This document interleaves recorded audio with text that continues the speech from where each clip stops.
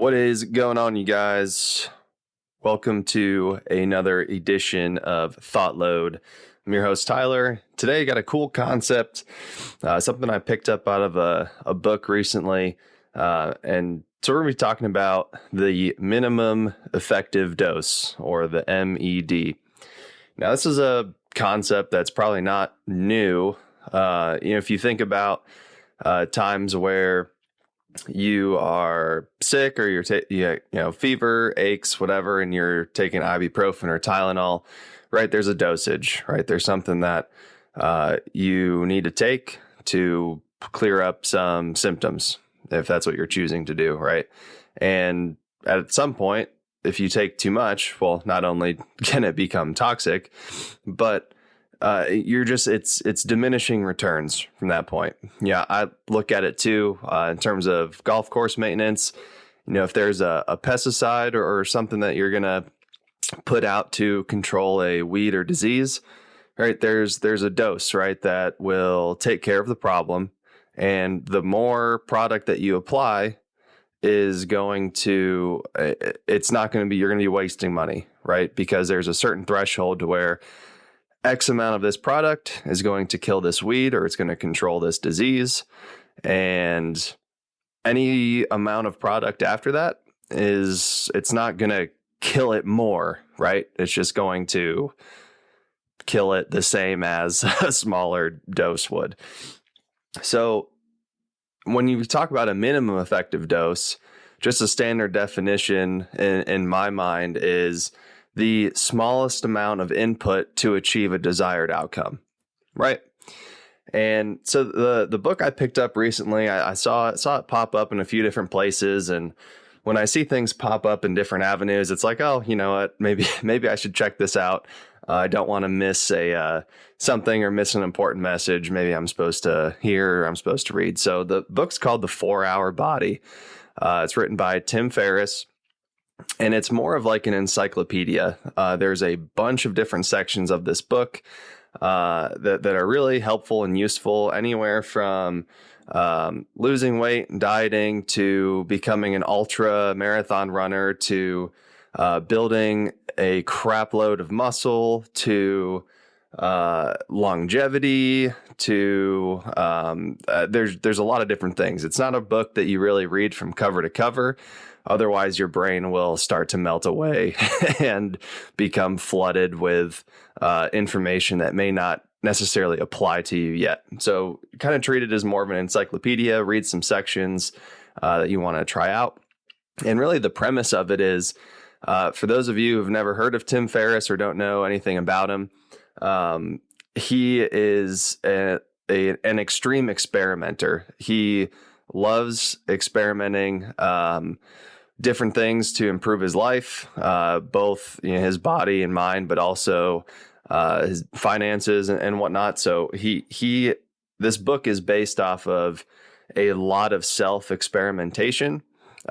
So take that with in mind. It's that there are a lot of linked research studies and papers that are provided in the book to dive into some further information. So it's not completely just solely based on anecdotal stories from him or some people that he's helped, but it has been rigorous self-experimentation, things that have worked for him. And it's pretty interesting. There's some really cool topics, but the thing that really interested me the most is this idea of the MED, or the minimum effective dose.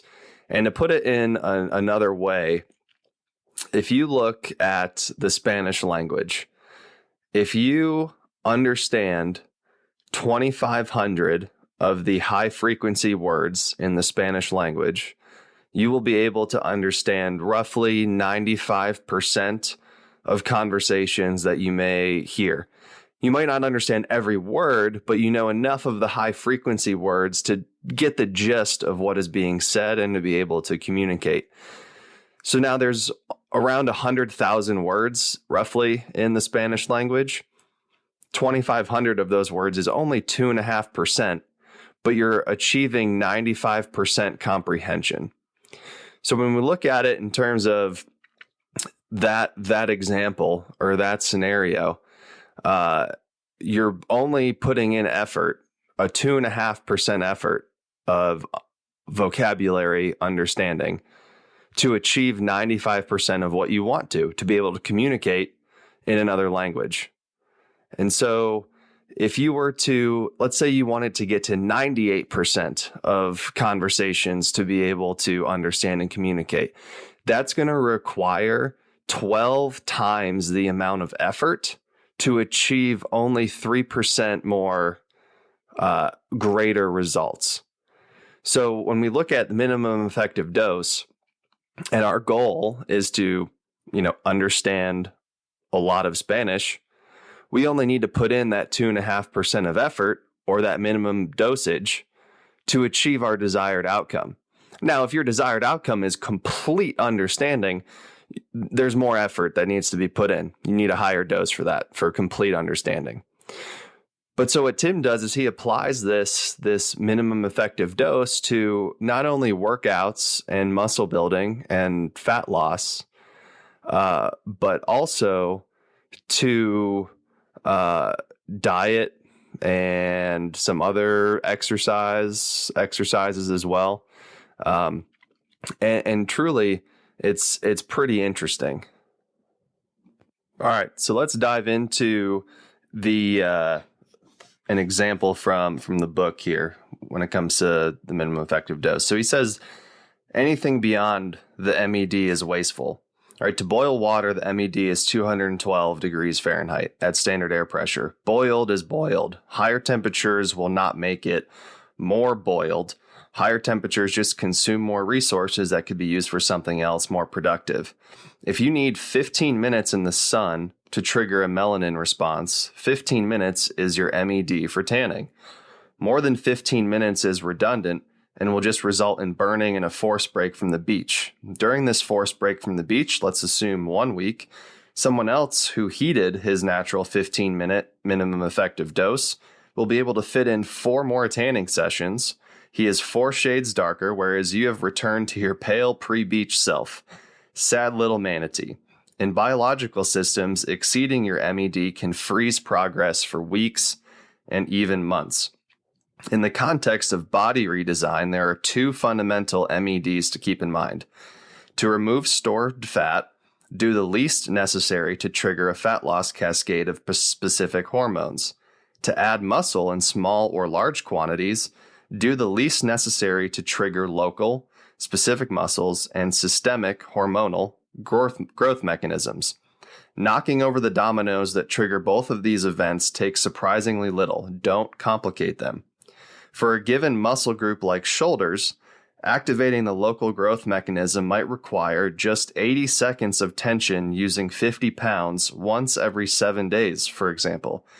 That stimulus, just like the 212 degrees for boiling water, is enough to trigger certain, whoa, that's a big science word, prostaglandins, sorry guys, transcription factors, and all manner of complicated biological resources. What are transcription factors? You don't need to know. In fact, you don't need to understand any of the biology, just as you don't need to understand radiation to use a microwave oven. Press a few buttons in the right order and you're done. In our context, 80 seconds as a target is all you need to understand. That's the button. If instead of 80 seconds, you mimic a glossy magazine routine, say an arbitrary 5 sets of 10 repetitions, it is the muscular equivalent of sitting in the sun for an hour with a 15-minute minimum effective dose. Not only is this wasteful, it is a predictable path for preventing and reversing gains. The organs and glands that help repair damaged tissue have more limitations than your enthusiasm.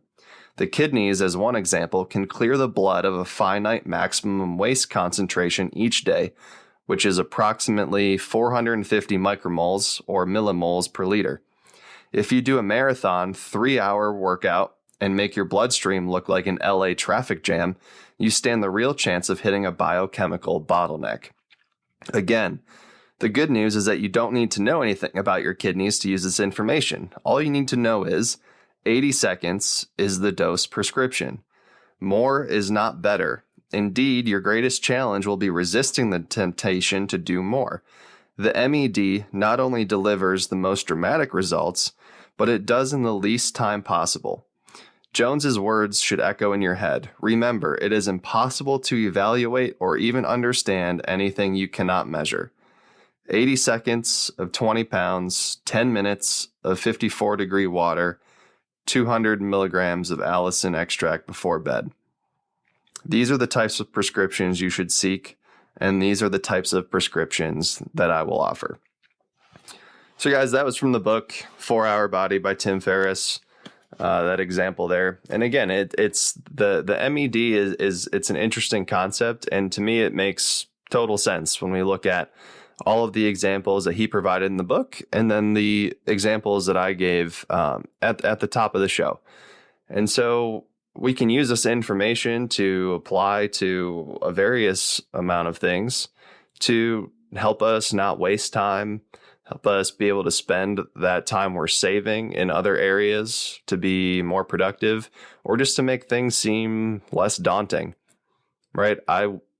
The example he just gave there in that section I read, I always would fall for the glossy magazine workouts or the YouTube series of things. And apparently that doesn't matter. So you can do things in a lot less time. You can achieve most of your desired results with a very small amount of effort. And this isn't to be some hack or some workaround to where it's like, oh, you're just cutting corners because you're doing the least amount possible. But if you think about it, if you're doing the least amount possible to achieve what you want, what's the problem in that?